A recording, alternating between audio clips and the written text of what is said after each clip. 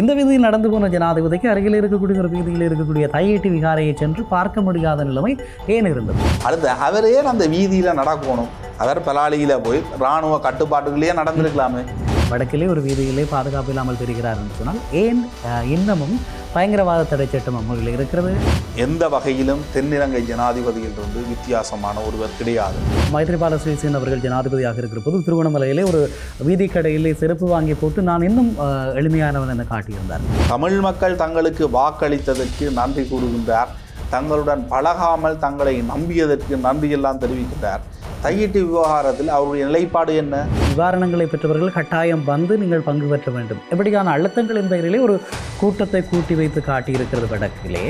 அதே நேரத்தில் நாமல் ராஜபக்ச இதற்கு எல்லாம் எதிர்மாறாக தனியொரு மனிதனாக இந்த கூட்டத்தை கூட்டியிருக்கிறார். தென்னிலங்கையில் எதிர்க்கட்சி யார் என்பதை அடிபட்டு கொள்ளுகின்றார்கள். அதில் மிகப்பெரிய ஒரு தெளிவான தெரிவை நாமல் ராஜபக்ச உருவாக்குகின்றார்.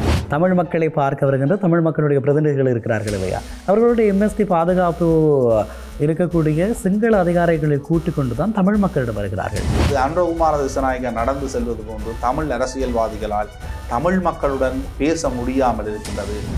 1 கோடி ரூபாய் டித்வா புயலால் பாதிக்கப்பட்ட மக்களுக்கு தருவோம் வந்தாங்க. 50,000 ரூபா கொடுக்குறோம், 5 லட்சம் கொடுக்குறோம், 20 லட்சம் கொடுக்குறோம்டா. எத்தனை மக்களுக்கு அது கொடுத்தாச்சு.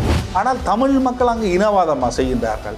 தமிழ் மக்கள் தங்களுடைய காணிகளை கேட்கின்றார்கள். ஒரு ஜனாதிபதி தான் எளிமையாக இருப்பதை மக்களுக்கு காட்டுவது முக்கியமல்ல, தன்னுடைய நாட்டு மக்களுக்கு மக்களுடைய பிரச்சனைகளை தீர்த்து வைப்பதுதான் முக்கியம். அப்படி பார்க்கிற போது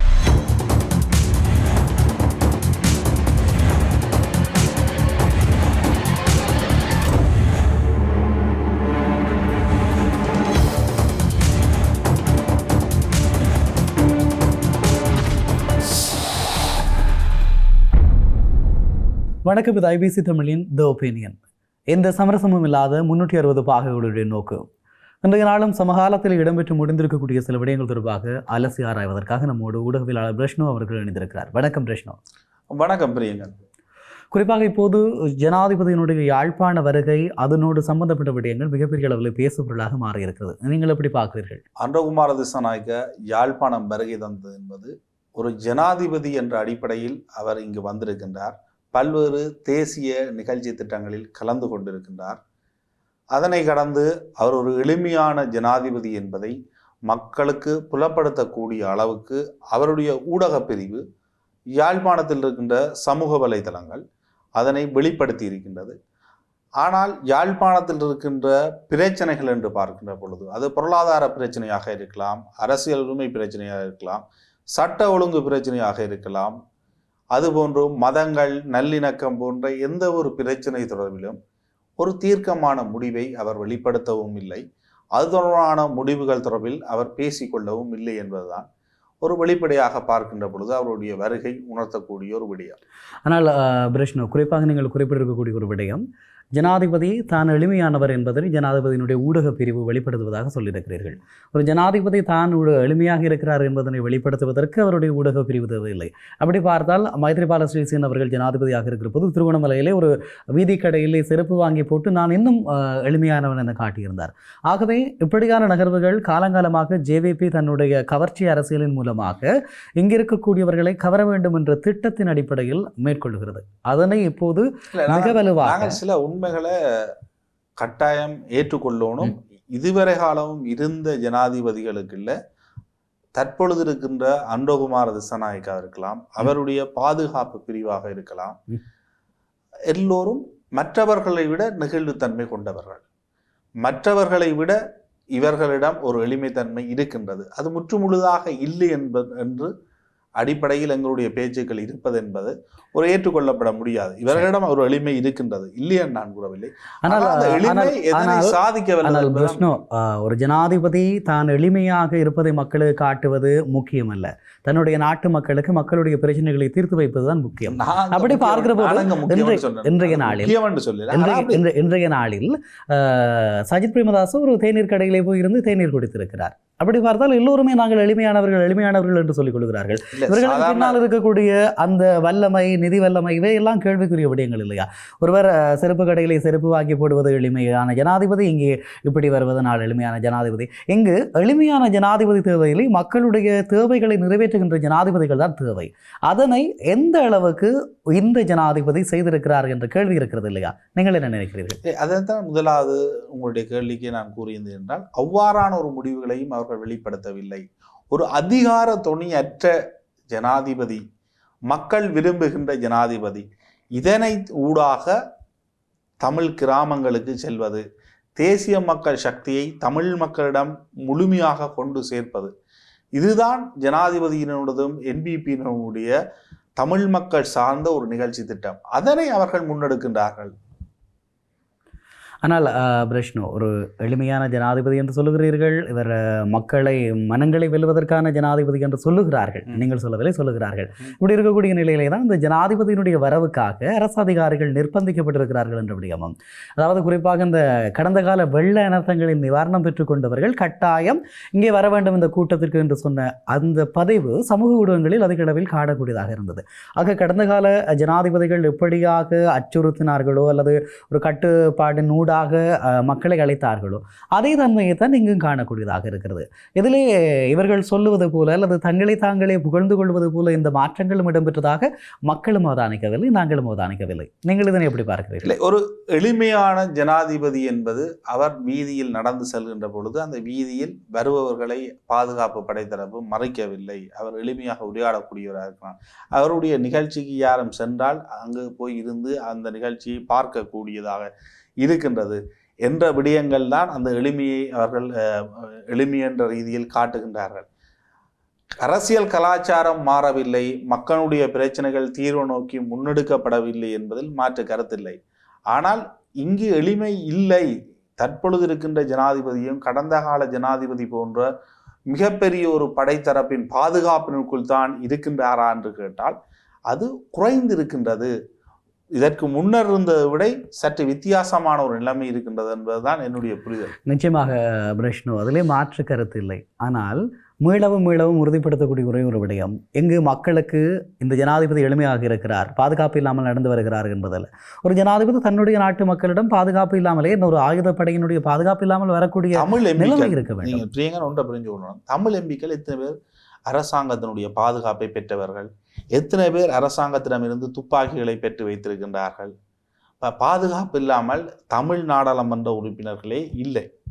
பாதுகாப்பு தரப்பினுடைய மிகப்பெரிய ஒரு பாதுகாப்பு பல வட்டத்துக்குள் தான் இதற்கு முன்னர் ஜனாதிபதிகள் இருந்தார்கள். அவர் எளிமையாரா இல்லையா என்பது ஒரு மிகப்பெரிய ஒரு பேசுபொருளை உருவாக்க வேண்டிய தேவையில்லை. தீர்வை நோக்கி நாங்கள் அதிகளவு விடயங்கள் பேசணும். ஆனால் இப்போ எளிமையான ஜனாதிபதி இல்லை என்பதை நிரூபிக்க முடியாது. ஏனென்றால் அவர் அவ்வாறான வீடியோ காட்சிகள் மிகப்பெரிய அளவுக்கு வைரலாக இருக்கின்றது. அவர் சில இடங்களில் கதைக்கின்ற விடயங்கள், பேசுகின்ற விடயங்கள், இங்கிருக்கின்ற தமிழ் மக்கள் செல்வி எடுக்க கொண்டாடுகின்ற அந்த விடயங்கள் உண்மை இல்லை என்றும் கூற முடியாது அல்லவா? நிச்சயமாக அது ஏற்றுக்கொள்ளக்கூடிய ஒரு விடயம். ஆனால் அது ஒட்டுமொத்த தமிழ் மக்களையும் பிரதிபலிக்கவில்லை. அதைத்தான் நான் கூறுவேன். நிச்சயமாக ஒரு சிலருடைய கருத்து ஒரு விதமாக இருக்கும், இன்னொரு சிலருடைய கருத்து இன்னொரு விதமாக இருக்கும். எளிமையானவர் எளிமையில்லாதவர் என்பதற்கு அப்பால் இவர் இப்படியாக திரிகிறார் என்று சொன்னால், வடக்கிலே ஒரு வீதியிலே பாதுகாப்பு இல்லாமல் திரிகிறார் என்று சொன்னால், ஏன் இன்னமும் பயங்கரவாத தடை சட்டம் அமுலில் இருக்கிறது, அல்லது இதனை நீக்கிவிட்டு புதிய பயங்கரவாத எதிர்ப்பு சட்டத்தை கொண்டு வருவதற்கு ஏன் இந்த அரசு முயற்சி செய்கிறது? ஜனாதிபதியே வடக்கிலே சுதந்திரமாக நடமாடுகிறார் அல்லது அச்சுறுத்தல் இல்லாமல் தானே இருக்கிறார் என்பதுதான் மக்களுடைய கேள்வியாக இருக்கிறது. இந்த விடயத்தை நீங்கள் எப்படி பார்க்கிறீர்கள்? இது நாடாளுமன்றத்தில் மிகப்பெரிய அளவு பேசுபொருளை உருவாக்க வேண்டும். தமிழ் நாடாளுமன்ற உறுப்பினர்களாக இருக்கலாம், எதிர்கட்சியினராக இருக்கலாம். தற்பொழுது கொண்டு வரப்படுகின்ற அரசாங்கத்தை பயங்கரவாதத்திலிருந்து பாதுகாக்கின்ற சட்டமூலம் என்பது தற்பொழுது இருக்கின்ற பயங்கரவாத சட்டத்தை விட மோசமான சட்டம் என்ற விமர்சனம் தான் தற்பொழுது இருக்கின்றது. அதற்கு சகல அதிகாரங்களும் இருக்கின்றது. யாரையும் கைது செய்ய முடியும், என்ன குற்றம் என்ற பொருள் கோடல் எல்லாம் பரந்துபட்டதாக இருக்கின்றது. சகல விடயங்களையும் பயங்கரவாதமாக குறிப்பிட முடியும். சாதாரணமாக முகப்புத்தகத்தில் இடுகின்ற ஒருவரையும் பயங்கரவாத குற்றத்தினுள் 2 வருடங்கள் தடுத்து வைத்திருக்க முடியும். ஆகவே பயங்கரவாத தடை சட்டம் இந்த நாட்டுக்கு தேவையில்லை, நாங்கள் அந்த சட்டத்தை இல்லாமல் ஆக்குவோம் என்று கூறித்தான் என்பிபியாக இருக்கலாம் அனுரகுமார திசாநாயக்க ஜனாதிபதியாக வந்தார். ஆனால் தற்பொழுது அவருக்கும் தன்னுடைய ஆட்சி அதிகாரத்தை தொடர்ந்து தக்க வைப்பதற்கு அவ்வாறான கடுமையான சட்டங்கள் தேவைப்படுகின்றது. ஏனெனில் பொருளாதார சூழல் மாறி இருக்கின்றது. டித்வா சூறாவளியில் இவர் கொடுத்த வாக்குறுதிகளை இவர் நிறைவேற்றுவது என்பது மிகப்பெரிய ஒரு கனவாகத்தான் இருக்க போகின்றது. ஆகவே மக்கள் பொருளாதார ரீதியாக பாதிக்கப்படுகின்ற பொழுது போராட்டங்கள் இடம்பெறுவதற்கான வாய்ப்புகள் இருக்கின்றது. மீண்டும் ஒரு அறகலையை ஏற்படக்கூடாது என்பதற்காக இவ்வாறான சட்டங்கள் அதிகாரத்தில் இருக்கின்றவர்களுக்கு தேவைப்படும். ரணில் விக்ரமசிங்கவும் அதற்கு தான் முயற்சித்தார். இதற்கு முன்னர் இருந்த அரசாங்கங்களும் என்ன காரணத்திற்காக பயங்கரவாத தடை சட்டத்தை வைத்திருந்தார்கள்? தங்களுடைய ஆட்சிக்கு யாரும் எதிர்ப்பாக இடம்பெறுகின்ற பொழுது அவர்களை அடக்குவதற்கு இந்த சட்டத்தை ஒரு கருவியாக பயன்படுத்த முடியும், ஒரு ஆயுதமாக பயன்படுத்த முடியும் என்ற அடிப்படையில். ஆகவே இவர்களுக்கும் தற்பொழுது இந்த ஆட்சி அதிகாரத்தை தக்க வைக்க வேண்டிய தேவை இருக்கின்றது. ஆகவே அதிகாரத்தில் இருப்பவர்கள் இவ்வாறான சட்டங்களை கொண்டு வருவது என்பது இலங்கையினுடைய அரசியல் கலாச்சாரத்தில் ஒரு புதிய விடயம் இல்லை. நீங்கள் குறிப்பிடுவது ஓரளவுக்கு ஏற்றுக்கொள்ளக்கூடிய ஒரு விடயமாக இருந்தாலும் சமூக ஒழுங்கியல் பார்வையிலே இப்படியான சில காரணங்கள் சொல்லப்படுகிறது. அதாவது தமிழ் மக்களுடைய தேவை என்பது என்ன என்பதனை வரையறை செய்ய வேண்டும். இன்று ஜனாதிபதி என்னுடைய வீதியில் நடந்திருக்கிறார், அதனை நான் கொண்டாடுகிறேன் என்கின்றவர்களுக்கும், அல்லது ஒரு ஜனாதிபதியாக குட் மார்னிங் சொல்கின்றவர்களுக்கு பதில் குட் மார்னிங் சொல்வது ஜனாதிபதியினுடைய வேலை கிடையாது. இந்த தமிழ் சமூகத்தை பொறுத்தவரை மிகப்பெரிய தேவைகளோடு இருக்கிறது. மக்களுடைய காணிகள் ஜனாதிபதி நடந்து வந்து அந்த வீதிகளுக்கு கூடாக அரசாங்கம் வைத்திருக்கிறது, இராணுவம் வைத்திருக்கிறது. இன்னும் சொல்லிக்கொள்ள வேண்டுமாக இருந்தால் பௌத்த கட்டுமானங்கள், இந்த சந்திப்பிலே பௌத்த வீரர்களை சந்தித்திருக்கிறார். இன்னும் சொல்லிக்கொள்கின்ற போது அரசியல் கைதிகளுடைய விடுதலை, இப்படி நிறைய விடயங்களை தமிழ் மக்கள் மிக நீண்ட காலமாக எதிர்பார்த்திருக்கிறார்கள். இந்த ஜனாதிபதி இந்த விடயங்களை எல்லாம் நீக்குவேன் என்று சொல்லித்தான் ஆட்சிக்கு வந்தவர். அப்படி இருக்கிற போது அரசு தன்னை தக்க வைத்துக் கொள்வதற்காக அல்லது அரசினுடைய தன்னுடைய இருப்பையும் தன்னுடைய எதிர்காலத்தையும் நிலைநிறுத்துவதற்காக இப்படியாக நகரமாக இருந்தால் இவர்களுக்கும் கடந்த கால ஆட்சியாளர்களாக இருக்கக்கூடிய ரணில், மஹிந்த போன்றவர்களுக்கும் என்ன வித்தியாசம் இருக்க போகிறது? இவர் இப்படி இருந்தும் இதைத்தான் செய்கிறார், அவர்கள் அப்படி இருந்தும் அதைத்தான் செய்கிறார்கள் என்று சொன்னால் ஏன் அவரை விட இவர் வித்தியாசமானவர் என்று சொல்லப்படுகிறது? இங்கு இந்த அரசியல் பார்வை யாரிடம் இருக்கிறது என்று சொன்னால் இப்போது இருக்கக்கூடிய இளைய தலைமுறை அவர்கள் ஒரு கவர்ச்சி அரசியலை விரும்புகிறார்கள். ஒரு நாட்டினுடைய தலைவராக ஜனாதிபதி அனுரகுமார திசாநாயக்க அவர்களை பார்க்கிறார்கள். ஆகவே அவர்கள் சொல்கிறார்கள், இதுவரை காலமும் ஒரு இவ்வளவு மனித நேயம் உள்ள அல்லது நேயமிக்க தலைவரை நாங்கள் காணவில்லை என்று சொல்லுகிறார்கள். இது ஒரு வரலாற்று பிழை, வரலாற்று கடத்தலில் ஏற்பட்டிருக்கக்கூடிய தவறு என்று தானே சொல்லலாம், இல்லையா? நடைமுறையில் அவருக்கு அரசியல் அறிவு இல்லையா, அல்லது கடந்த காலம் பற்றி தெரியாமல் இருப்பது, அல்லது ஜேவிபியினுடைய வரலாறு தெரியாமல் பேசுவது எல்லாம் அவர்களுடைய தனிப்பட்ட பிரச்சனை சார்ந்த விடயங்கள். தமிழ் மக்களுடைய தரப்பினர் அல்லது தமிழ் சமூகமாக இருக்கலாம் அல்லது தமிழ் கட்சிகளாக இருக்கலாம், அவர்கள் மீது ஏற்பட்ட வெறுப்புகள் காரணமாக இருக்கலாம். என்பிபி அல்லது இந்த அனுரகுமார மீதான அலை என்பதற்கு ஊடகங்கள் அரச கட்டுமானங்களை ஒருங்கிணைத்து அவர்கள் முன்னெடுக்கின்ற இந்த செயற்பாடு காரணமாக இந்த அலை இருக்கலாம். ஆனால் உண்மையில் தமிழ் மக்களினுடைய மனங்களில் அனுரகுமார திசாநாயக்க ஏன் கொண்டாடப்பட வேண்டும்? அல்லது யாழ்ப்பாணத்துக்கு அவர் வருகை தருகின்ற பொழுது ஒரு 50,000 மக்கள் ஒன்று கூடினார்களா, இல்லாட்டா 10,000 மக்கள் ஒன்று கூடினார்களா என்றால் இல்லை. மிகப்பெரிய ஒரு எழுச்சியான மக்கள் ஒன்று கூடியதாக இல்லை. ஆனால் மிகப்பெரிய வரலாற்று சம்பவங்கள் யாழ்ப்பாணத்தில் இடம்பெற்றிருக்கின்றது. மிகப்பெரிய மக்கள் கூட்டங்கள் ஒன்று கூடியிருக்கின்றார்கள். அவ்வாறான ஒரு மக்கள் ஒன்று கூடல் அனுரகுமார திசாநாயக்காவுக்கோ அல்லது என்பிபிக்கோ ஏற்படுமானால் அது மிகப்பெரிய ஒரு மக்கள் திரளாக, அது மக்கள் உண்மையில் மனங்களில் ஜனாதிபதி வாழ்கின்றார் போன்ற கோஷங்களுக்கு சார்பாக சொல்ல முடியும், பேச முடியும். இவர் எந்த வகையிலும் தென்னிலங்கை ஜனாதிபதியிலிருந்து வித்தியாசமான ஒருவர் கிடையாது. அப்படி நம்புகின்ற தரப்பினருக்கு அப்படி அவர்கள் ஏதாவது இவர் ஒரு நல்லவர் என்று சொன்னால் அது அவர்களுடைய தனிப்பட்ட அறியாமை என்றுதான் நாங்கள் புரிந்து கொள்ள முடியுமே தவிர, அதனை கடந்து இவர் என்ன விதத்தில் தன்னை ஒரு வித்தியாசமான ஜனாதிபதி என்று தமிழ் மக்களுக்கு உணர்த்தி இருக்கின்றார். தமிழ் மக்கள் தங்களுக்கு வாக்களித்ததற்கு நன்றி கூறுகின்றார். தங்களுடன் பழகாமல் தங்களை நம்பியதற்கு நன்றியெல்லாம் தெரிவிக்கின்றார். தையிட்டு விவகாரத்தில் அவருடைய நிலைப்பாடு என்ன? இரண்டு தரப்பினரும் இனவாதம் என்ற அடிப்படையில் அவர் கருத்தை சொல்லியிருந்தார். அது இன்று தென்னிலங்கையில் மிகப்பெரிய ஒரு இனவாத கருத்துக்களுக்கு வித்திட்டு இருக்கின்றது. ஆனால் தமிழ் மக்கள் அங்கு இனவாதமா செய்கின்றார்கள்? தமிழ் மக்கள் தங்களுடைய காணிகளை கேட்கின்றார்.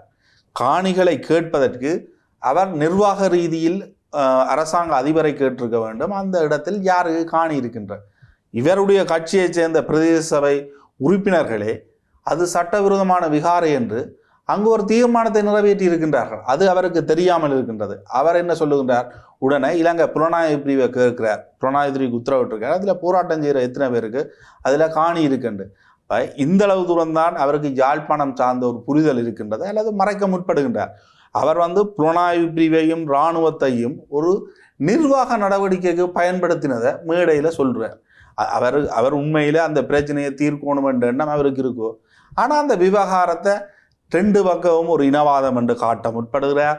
இலங்கையில் இனவாதம் ஏற்படாது என்று சொல்கிறார், ஊழல் நடக்காது என்று சொல்கிறார். ஆனால் தற்பொழுது இந்த டித்வா புயல் காரணமாக யாழ்ப்பாணத்தில் எத்தனை பேர் பாதிக்கப்பட்டவர்கள், அது தொடர்பிலான விஷயங்கள், அன்றைக்கு யாழ்ப்பாணத்தில் எத்தனை பேருந்துகள் இந்த ஜனாதிபதி வருகைக்காக பயன்படுத்தப்பட்டது, இது எல்லாம் அரச நிதியை முறையாக கையாளுகின்ற திட்டங்களா, இப்படியான கேள்விகள் இருக்கின்றது. மக்கள் எதை விரும்புகின்றார்களோ அதனை எதிர்கட்சியில இருந்து அவங்க பேசினது போல தற்பொழுது ஆளுங்கட்சிக்கு வந்து மக்கள் சொல்லக்க முதல் அதை சொல்றாங்க. 1 கோடி ரூபாய் டித்வா புயலால் பாதிக்கப்பட்ட மக்களுக்கு தருவோம்ட்டாங்க, 50,000 ரூபாய் கொடுக்குறோம், 5 லட்சம் கொடுக்குறோம், 20 லட்சம் கொடுக்குறோம்டா. எத்தனை மக்களுக்கு அது கொடுத்தாச்சு? சரி, இப்படி ஒரு விடயம் இருக்கிறது. குறிப்பாக அரசு தரப்பு தன்னுடைய பக்க நியாயங்களை சொல்லிக் கொள்வதற்கான இந்த முயற்சிகளை மேற்கொள்கிறது. உண்மையில் இந்த ஜனாதிபதி தங்களுடைய வீதிகளில் நடந்தார் என்று பெருமைப்பட்டுக் கொள்கின்ற மக்களுக்கு இடையில் ஜனாதிபதி தான் சிவகாசமாக நடந்து சென்றதை காட்டியிருக்கிறார். ஆனால் சமூக ஊடகங்களை கடந்து நீங்களும் தொடர்ச்சியாக ஜனாதிபதி வீதியில் நடந்தார், சென்றார், மக்களுடன் எளிமையாக இருந்தாரா என்பதை தொடர்ந்து ஒரு விவாத பொருளாக வைத்திருப்பது என்பதும் அன்றகுமார திசாநாயக்காவுக்கும் என்பிபிக்கும் மிகப்பெரிய ஒரு வெற்றி அல்லவா? நிச்சயமாக அது ஒரு பிரச்சாரத்துக்கான உத்தியாக தான் அது பார்க்கப்படுகிறது. எங்கு கேட்க வேண்டிய முக்கியமான கேள்வி, இந்த வீதியில் நடந்து போன ஜனாதிபதிக்கு அருகில் இருக்கக்கூடிய ஒரு வீதியில் இருக்கக்கூடிய தையீட்டு விகாரையை சென்று பார்க்க முடியாத நிலைமை ஏன் இருந்தது? அதுக்கு பக்கத்தில் இராணுவத்தினரால் விவசாயம் மேற்கொள்ளப்படுகின்றது. இராணுவம் மிகப்பெரிய ஒரு காணிகளை பிடித்து அடைத்து வைத்திருக்கின்றார்கள். அவ்வாறான விடயங்களை எல்லாம் அவர் பார்த்து தானே சென்றிருப்பார். அதை பார்க்காம ஒற்ற பக்கம் பார்த்து கொண்டு போனவரோ. அடுத்து அவரே அந்த வீதியில நடக்கணும். அவர் பலாலியில போய் இராணுவ கட்டுப்பாட்டுகளையே நடந்திருக்கலாமே, பார்க்க முடியாது. அவர் அந்த இடத்துல நடந்து போறது என்பதே நாளைக்கு ஒரு செய்தியா வரணுமென்றதுக்காக தானே செய்கிறார். அப்படி இல்லையண்டா அடுத்து அவர் சாதாரணமா தனியா நடந்து போனவர், இராணுவ உயர் பாதுகாப்புடன் அவர் நடந்து செல்றார். அதுல எந்த விதத்திலையும் சற்று ஒரு வித்தியாச நிலைமை இருந்தாலும் அது ஒரு முழுமையாக அவர் இங்கு மேற்கொள்வது அத்தனையும் தன்னை பிரபலப்படுத்துவதற்காகவும் மக்களுடன் தான் இருப்பது போன்ற பிம்பத்தை வெளியுலகத்துக்கு காட்டுவதற்காக. வடகிழக்கில் அவர்களுக்கு 8 நாடாளுமன்ற உறுப்பினர்கள் இருக்கின்றார்கள். அதே போன்று உள்ளூராட்சி சபையில் அவர்களுக்கு மிகப்பெரிய எண்ணிக்கையிலான உள்ளூராட்சி மன்ற உறுப்பினர்கள் இருக்கின்றார்கள். ஆகவே இலங்கையில் தமிழ் மக்கள் என்ற ஒரு தனித்துவம் இல்லை. இலங்கையில் இருக்கின்ற தமிழ் முஸ்லிம் மக்களும் சிங்கள மக்களுடன் இணைந்து தாங்கள் அனைவரும் ஒன்றாக அன்றகுமார திசாநாயக்கு பின்னால் நிற்கின்றார்கள். இது கடந்த கால ஜனாதிபதியுடன் ஒப்பிடுகின்ற பொழுது இப்படிப்பட்ட ஒரு நிலை இல்லை. இங்கு தமிழ் மக்களுக்கென்ற ஒரு தனி பிரச்சனை இல்லை. இங்கு ஒட்டுமொத்தமாக இந்த நாட்டுக்கு பொருளாதார பிரச்சனை மட்டும் இருக்கின்றது, ஊழல் சார்ந்த பிரச்சனை இருக்கின்றது, மற்றது சிறு சிறு நிர்வாக ரீதியிலான பிரச்சனைகள் என்ற அடிப்படை தோற்றப்பாட்டை இந்த உலகத்துக்கு வெளிப்படுத்துவதற்காகத்தான் அன்றகுமார திசாநாயக்கா யாழ்ப்பாணம் வருவார், நாளைக்கு முல்லைத்தீவுக்கு போவார், வவுனியாவுக்கு போவார், மன்னாருக்கு போவார், திருவண்ணாமலைக்கு போவார். இந்த செயற்பாடுகள் அனைவரும் இலங்கையர்களாக என்பிபிக்கு பின்னால் இருக்கின்றார்கள் என்பதை அவர் வெளிப்படுத்துகின்றார் என்ற அடிப்படையில தான் இதை பிரியங்கன் நாங்கள் பார்க்கிறது சரியாக இருக்கும்.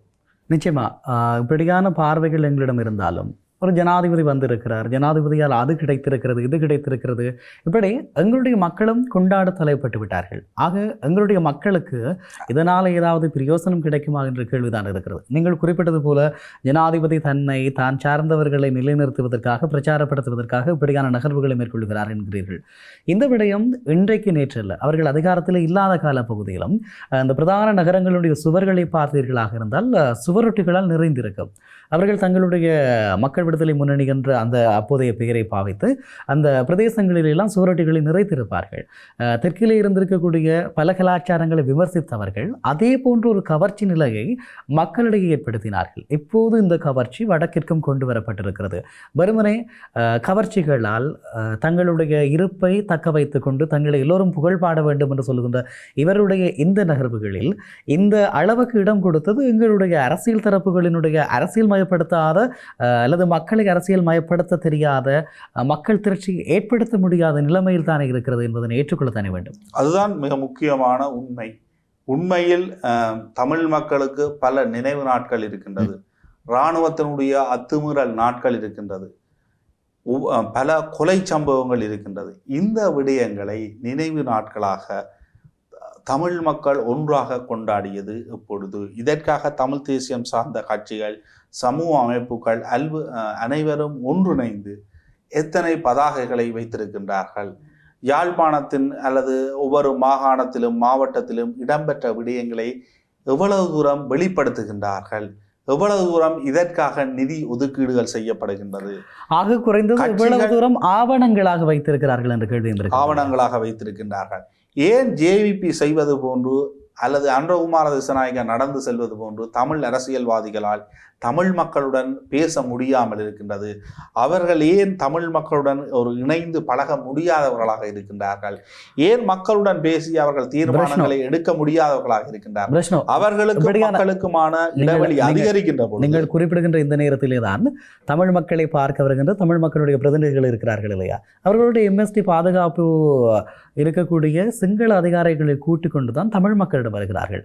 அன்றைய கால பகுதியில் இன்றும் இருக்கக்கூடிய தமிழ் நாடாளுமன்ற உறுப்பினர்கள் இந்த சிங்கள காவலாளிகளோடு தமிழ் மக்களை சந்திக்க வருகின்ற நிலைமை தானே காணப்படுகிறது.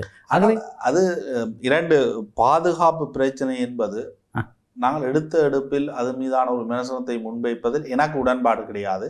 சில வேளைகளில் அவர்கள் சிங்கள தரப்பிடமிருந்து பாதுகாப்பதற்கும் அந்த பாதுகாப்பு பிரிவினை வைத்திருக்க முடியும். சில வேளையில் கூற முடியும், இவர்கள் பாதுகாப்பை பெற்றிருந்தால் இன்று உயிருடன் இருந்திருப்பார்கள் என்று அரசாங்கம் பொறுப்பு கூற வேண்டிய சந்தர்ப்பத்தில் அவ்வாறான கருத்துக்களையும் தெரிவிக்க முடியும். பாதுகாப்பை வைத்திருக்காமல் விடுவதை தவிர்த்து அவர்கள் எந்த அளவு தூரம் மக்களுடன் இணைந்து செயற்படுகின்றார்கள், மக்களுடன் மக்களாக தங்களுடைய வாழ்க்கையை நடத்துகின்றார்கள், அவர்கள் இந்த மக்களினுடைய பிரச்சனைகளை எந்த அளவு புரிந்து வைத்திருக்கின்றார்கள், மக்களுடன் பேசி கூடி கதைச்சுத்தான் ஒரு முடிவுக்கு செல்கின்றார்களா, அல்லது வெளிநாட்டு தூதரங்களுடைய கதைகளை கேட்டுத்தான் ஒரு முடிவுக்கு செல்கின்றார்களா, இவர்கள் ஒரு மக்களினுடைய தலைவர்களாக இருக்கின்றார்களா என்பதுதான் என்னை பொறுத்தவரையும் ஒரு முக்கியமான கேள்வியாக நான் பார்க்கின்றேன். அதனை இவர்கள் செய்யாத சந்தர்ப்பத்தில் அவர் வீதியில் நடந்ததை அந்த மக்கள் கொண்டாடலாம், அல்லது மக்கள் படுவது போன்று தென்னிலங்கை காட்டுகின்ற பொழுது அதனை பார்க்கலாம்.